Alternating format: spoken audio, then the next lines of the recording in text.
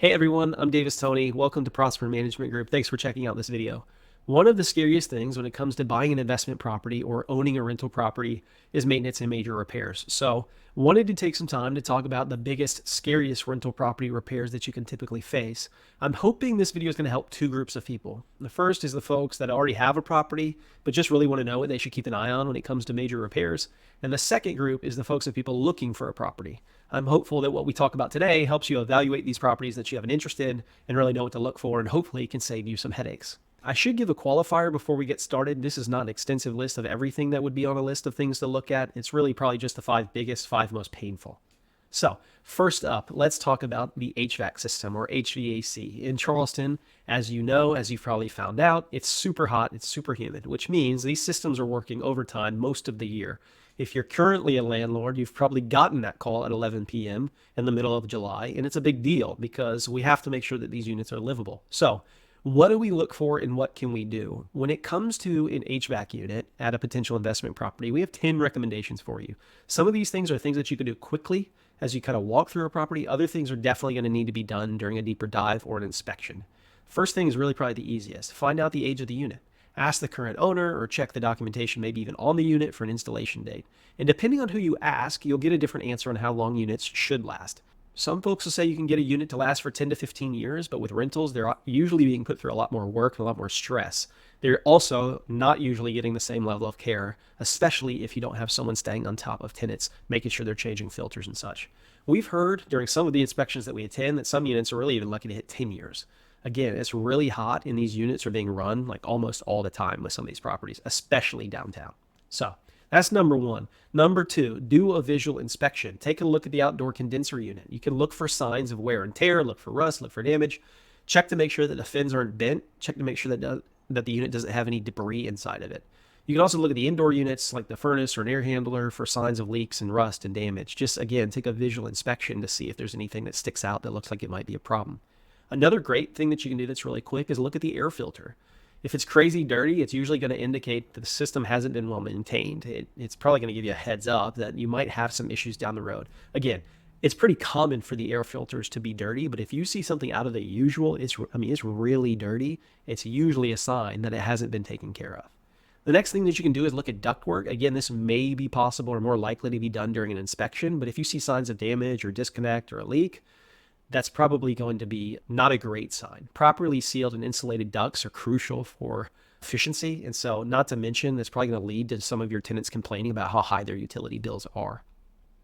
Another thing that's going to be done during an inspection is really checking their performance. They'll probably turn on the system, observe how quickly it cools or heats the property. Even things like listening to the unit, right? Like if you hear rattling, banging, hissing, any of that's going to indicate that there might be an underlying problem. Another thing that you can do is look at the thermostat. Check to first make sure it even works, but then second is see if it's a smart thermostat or a programmable thermostat. These are great and something you might even want to consider switching to if you have a property, because it allows you to use the energy more efficiently. It's going to help your tenants save on the bill. It's going to help the unit last longer as well. And then another thing that you can do is ask for maintenance records, right? So see if the current owner has the records. Regular servicing is key to a longevity and the efficiency of an HVAC system, as in a well-maintained unit, it's obviously going to have less issues down the road. Another one that comes up, and this is where I may lose some folks, is the refrigerant type, right? So different types of refrigerants are used in different types of systems. There's a lot of refrigerant options that have been phased out. One of the more common ones that you'll hear is R22 or Freon. That's being phased out due to environmental regulations. Another one that's common that's also getting phased out is R410A. Some call this Puron. Those are being phased out. It gets harder for AC companies then to fix and find the parts, find the refrigerants for that unit, which means that your fixes are more expensive. The two newer options of refrigerant you're typically going to hear about nowadays are going to be R32 and R454B. So I know this is super exciting stuff. If I didn't lose you there, congrats. Two more things that you can do. Consider the energy efficiency. So if you come across a unit, look at the SEER rating. It stands for Seasonal Energy Efficiency Ratio. Higher SEER rating means it's more energy efficient, which means lower utility bills, happier tenants. And then obviously with most of the items on this list, consider a professional inspection. Hire a professional HVAC technician to come out and do a thorough inspection before you finalize the purchase. They can provide a detailed assessment of the system's condition and any potential future issues that you may have. So those are really probably more things that you do when you're evaluating a property. But what about if you own the property? What can you do to help it last longer?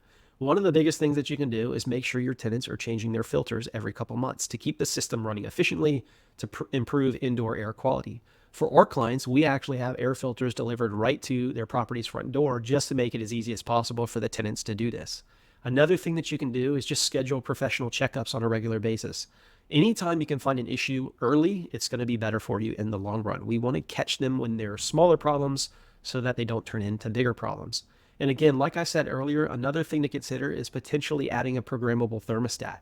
If we can make it so that we're not running these units 24/7, they're obviously going to last a lot longer.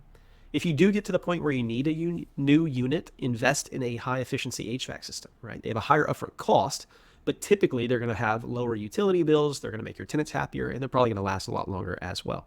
So that's the number one item that comes up. It's the HVAC. It's worth mentioning these are not in order of importance. It's really just more probably the common things that we see, HVAC being the first and foremost. The next item on the list is another one that people hear and they get pretty nervous about, and it's the roof. We get a lot of rain, we get hurricanes, we get a lot of heat, we get humidity, and some years, if we're lucky, we even get a snow, maybe, which means your roof is put through a lot of pressure. It's one of the bigger ticket items also that no one wants to hear is an issue. So what can we look for when we're looking at a property and if we're trying to budget for future repairs? So there's a few things that we want to talk about. The first one, again, just like HVAC, is going to be the age of the roof. Find out how old it is. Most roofs are going to last between 15 to 25 years, depending on who you ask. It really depends a lot on the types of materials you use and the local weather conditions. So if the roof is nearing the end of its life expectancy, it's something that you should be prepared to budget for. I'll also include a graphic in this blog post on our website that walks through averages nationally for roofing types by material and how long that they typically last. So definitely check that out. The second thing that you can do is just, again, a visual inspection. Sometimes you can see some of the damage, right? Things like missing, cracked, curling shingles up at the edges. You'll see sagging areas sometimes, which is a good indication, maybe bad indication of structural damage. Look in the gutters. If you see a lot of granules from the shingles, it's going to give you a sign that those shingles are deteriorating. Again, some of these things you may not be able to do during an initial showing, but as you do a deeper inspection, you can take a deeper look. One of the bigger concerns with the roof is going to be leaks or water damage. If you can get up into the attic and look around, you're checking for things like stains, any mold, mildew. It's usually an indication of a roof leak.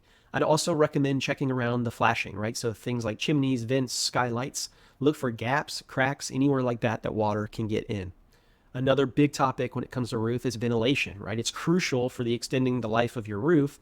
Make sure that there's sufficient airflow. That's going to prevent things like moisture building up. It's going to prevent things like overheating.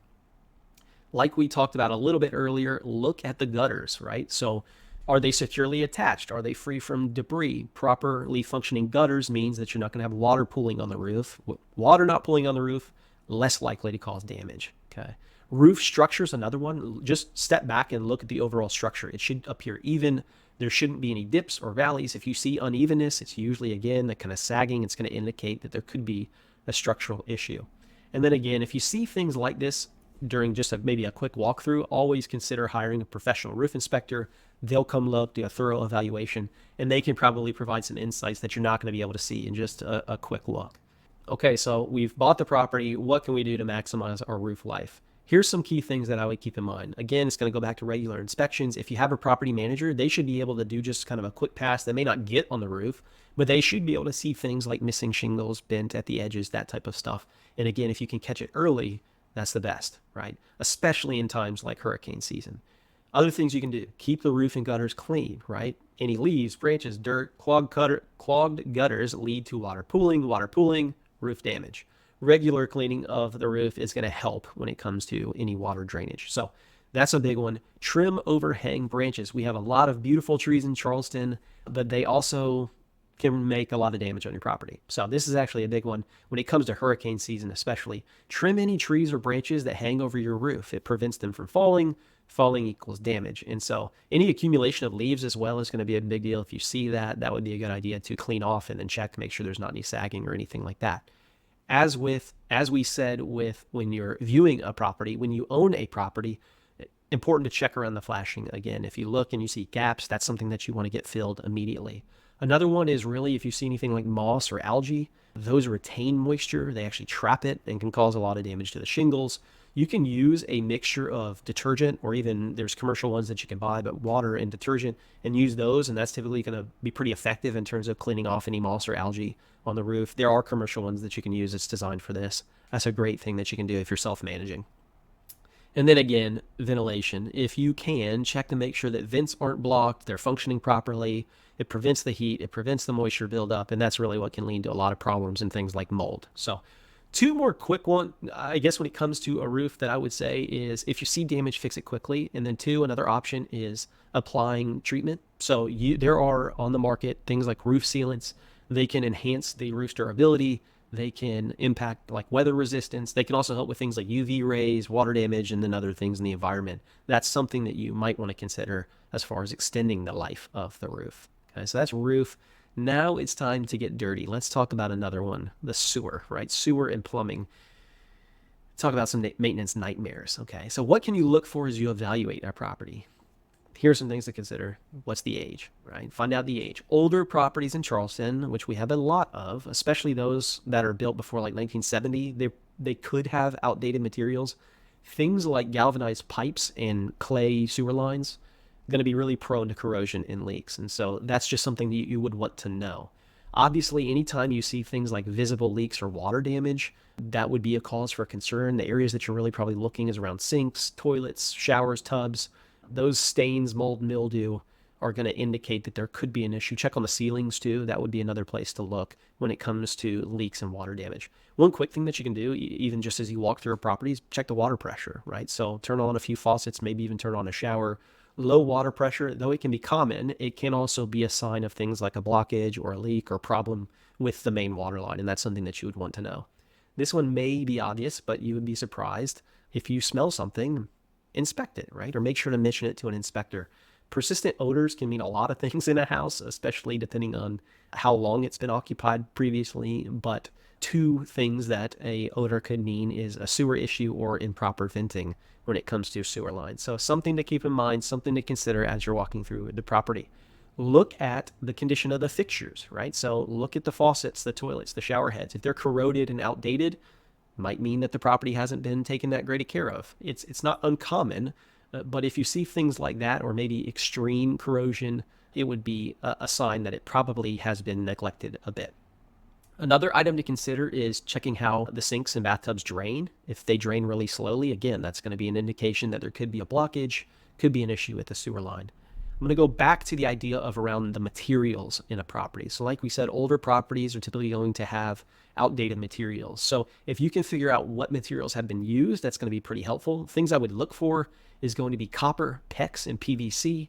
Those are pretty modern. Those are pretty reliable. And again, I would avoid properties that use things like galvanized steel or polybutylene, I think is how we say it. Those are prone to problems, they're prone to leaks. We get asked a lot of questions around this, so I'm going to go into a little bit more detail about each of the options, right? So copper is pretty well known for being super durable, super long lasting. It's usually going to be found in areas where you're dealing with really hot or really cold water. Next is going to be PEX. It's more flexible. It's easier to install. It's resistant to things like scale and chlorine. You're going to see it a lot of times like on the outside of a house, hooked up to like a tankless water heater would be a common place to see it. And then another one that most everyone's going to know is the PVC, right? So it's commonly used for things like drain lines or vent stacks because it's pretty durable and it's pretty easily to install. The one thing that I would say if you're a self-manager and you're doing some of the maintenance yourself is PVC can be risky when you're putting it behind a wall, right? And so that's when I would definitely recommend using something like a copper pipe. The not so good ones that we've talked about so far, right, is the galvanized steel and the polybutylene. They were really popular in like the 1970s, but they have a very high failure rate. They tend to crack, they tend to leak. It's just something that you want to be aware of. Another item to take a look at, obviously, is going to be the water heater. You want to look for signs of age, you want to look for signs of wear, look for rust, leaks, corrosion. Depending on who you ask, again, with any of this type stuff, you'll get a different answer. But what you'll hear a lot is most units are going to last you around 10 to 15 years. Rental units obviously usually last less, right? And so something to keep in mind if you can figure out the age of the water heater. It is worth mentioning tankless water heaters do typically last longer, we'll say usually around 20 years. And so that's something to keep in mind. Two other items that can come up that I would also just mention quickly is look at the main shutoff valve. If you can get a look at it, it's usually a good idea of how the property is maintained. If it's broken, that would be something that you'd want to get fixed immediately because you never want to have to use it.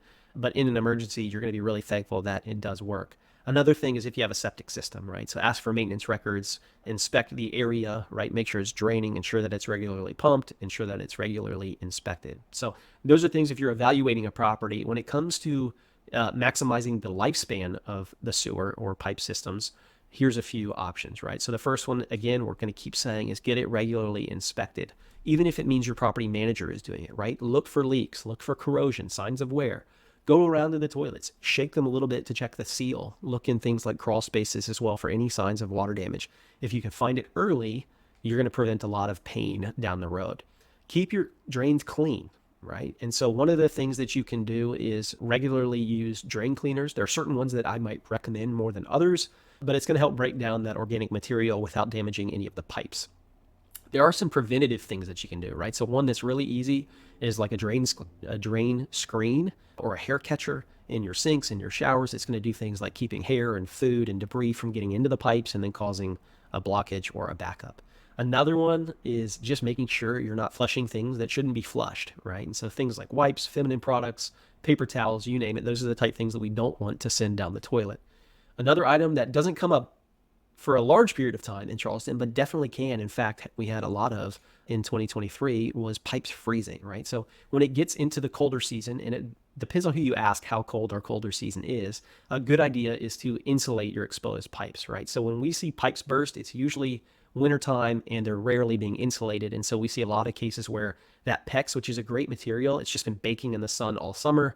Then it comes around to the wintertime and it freezes and cracks, and then you find yourself with a burst pipe. So one of the quick things that you can do that's really cheap is insulate it with a pool noodle, right? So if it's external, it's usually easier to do that with, but just cut a pool noodle, wrap it around the PEX pipe, and that'll really probably even double its life. So those are the big ones. There's some other small ones that I might mention, things like tree roots. If you have trees near a sewer line, just be aware that those roots grow. They can infiltrate, they can damage those pipes.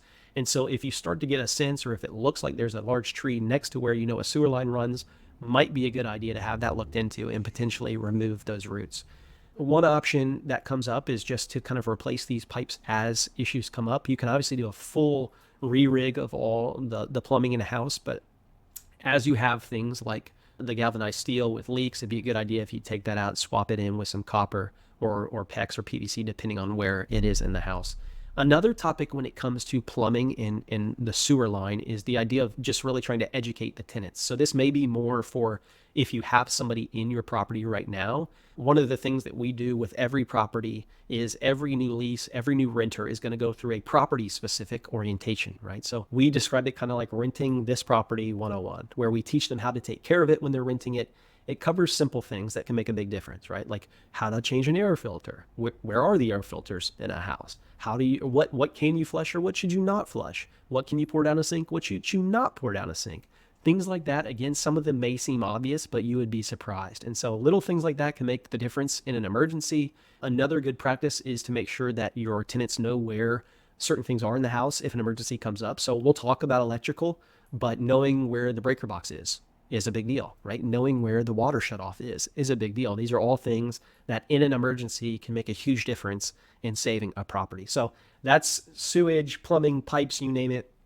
That's another one. But now we're going to turn to the foundation. So it's a crucial topic, especially here in Charleston. We have a unique blend of some hills, but a lot of water. Those can tend to pose a significant challenge to a foundation. And so a strong foundation for a house is everything in terms of structural integrity and the long-term value of an investment. You'll find a lot of people who hear foundation issue and really don't need to hear anything else. So what should you know about foundation issues? And for starters, we're going to talk a little bit about Charleston real quick. Our soil is a mix of sand, silt, and clay, right? They naturally shift, they naturally resettle, especially because we have a high water table. We get a lot of rain. It's just important to know that it's constantly moving, right? Constant being it's regularly moving in the big scheme of things, right? So it's important to be aware that foundation issues can take place over time. And so we want to be looking for these things when we're evaluating a property, but also when we own a property. So what can we look for when evaluating a property? First thing that you're going to do is look for signs of an issue, like cracks, right? So if you see cracks in the exterior brickwork or a foundation wall, you may see things like a stair step crack in some brick or concrete. That can be a sign of settling or continued movement. When you're inside the house, look around the doorways and the windows, maybe where walls meet ceilings, uneven floors, windows. That's typically going to be a sign that things can be moving. Again, it doesn't mean the property's doomed. It might just mean that there's been some movement, right? Another one is going to be drainage, right? So when we get heavy rain, look around the property. Ensure that the land or vegetation around the property is sloping away from the house, away from the foundation. If it's sloping towards the property, you're going to have standing water, and that's not good. That's not what we want near the foundation of the home. You may not want to, but have someone go through the crawl space. A lot of our properties here in Charleston are going to have crawl spaces instead of basements. Take a look. If you see things like moisture, mold, mildew, all of that is stuff that can weaken a foundation, right? So we want to make sure that there's adequate ventilation to prevent that moisture from building up. Another thing is, again, kind of going back to trees. Maybe in this case, we're not talking about overhanging trees, but we're talking about the trees and shrubs growing near the edges of the house. If it's too close, these roots can grow under a foundation. They can really grow through almost anything, and that can cause shifting, cracking. You see it in the sidewalk. So it's a good idea to trim anything around the house back if you can.